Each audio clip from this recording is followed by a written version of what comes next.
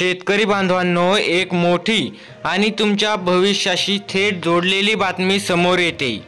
कर्जमाफीबाबत सरकारने आता एक नवा निर्णय घेतलाय। भाजपने निवडणुकीआधी जसा शब्द दिला होता तसं काहीसं घडताना दिसतंय, पण ह्या वेळेस गोष्ट थोडी वेगळी आहे। आता ही कर्जमाफी सगळ्यांनाच मिळणार नाही, तर एका नव्या निकषावर आधारित पद्धतीने दिली जाणार आहे। नक्की काय बदललं आहे आणि आपल्यावर याचा काय परिणाम होईल, चला थोडक्यात समजून घेऊया। तरी समजून घेण्या अगोदर जर तुम्ही चॅनलवर नवीन असाल तर आपल्या हवामान मराठी या यूट्यूब चॅनलला आता सबस्क्राइब करा, जेणेकरून तुम्हाला कर्जमाफी संदर्भातील येणारी महत्त्वाची नवीन अपडेट सर्वात अगोदर पाहायला मिळेल। निवडणुकीत सत्तेत आलो की कर्जमाफी देऊ असा शब्द दिलेला होता। आपण विश्वास ठेवून मत दिलं, पण निवडणूक संपल्यावर कर्जमाफीवर एकदम शांतता पसरली आणि आपलं काळीज धडधडायला लागलं। हे खोटं नाही। आणि मग आपले लाडके प्रहार पक्षाचे नेता बच्चू कडू मैदानात उतरले। तब्बल 7 दिवस त्यांनी जोरदार लढा दिला। त्यांच्या आंदोलनाचा असा काही परिणाम झाला की सरकारला अखेर जाग यावी लागली।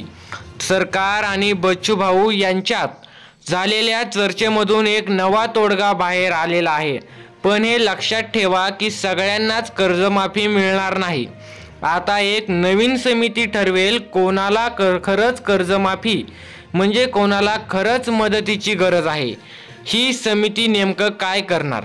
शेतकऱ्यांची आर्थिक स्थिती तपासणार। किती जमीन आहे, उत्पन्न किती आहे, आयकर भरतो का, कुटुंबात कोणी सरकारी नोकरीत तर नाही ना, असे अनेक निकष पाहून ज्यांना खरंच गरज आहे अशा गरजू शेतकऱ्यांनाच मदत मिळणार आहे। राज्याचे महसूल मंत्री चंद्रशेखर बावनकुळे यांनी स्पष्टपणे सांगितलेलं आहे, उद्देश फक्त गरजू शेतकऱ्यांपर्यंतच मदत पोहोचवण्याचा आहे। हे ऐकून आपल्या मनात दोन भावना चालू होतात। एक आशेचा किरण की खरंच गरजूंना मदत मिळेल, आणि दुसरी धाकधूक की पुन्हा एखादं कागदपत्र विसरलं तर सगळं अडणार। इतक्या वर्षाच्या अनुभवावरून शंका येणं साहजिकच आहे। आधीही अशा योजना आल्या, पण बराच वेळ गेला। त्यामुळे आता या समितीचे निकष काय असतील, काम कधी सुरू होईल आणि आपल्याला खरंच दिलासा मिळेल का, हे बघणं अत्यंत महत्त्वाचं आहे। म्हणून शेवटी एवढंच सांगतो की सरकारने दिलेला शब्द पाळावा आणि शेतकऱ्यांच्या डोळ्यातलं पाणी थांबवावं, हीच आपली अपेक्षा आहे। शेतकरी मित्रांनो, अशाच सरकारी योजना, शेतकऱ्यांसाठी फायदेशीर अपडेट्स, तुमच्या हक्काची माहिती हवी असेल तर यूट्यूब चॅनलला आता सबस्क्राइब करा, जेणेकरून तुम्हाला येणारा नवीन व्हिडिओ सर्वात अगोदर पाहायला मिळेल।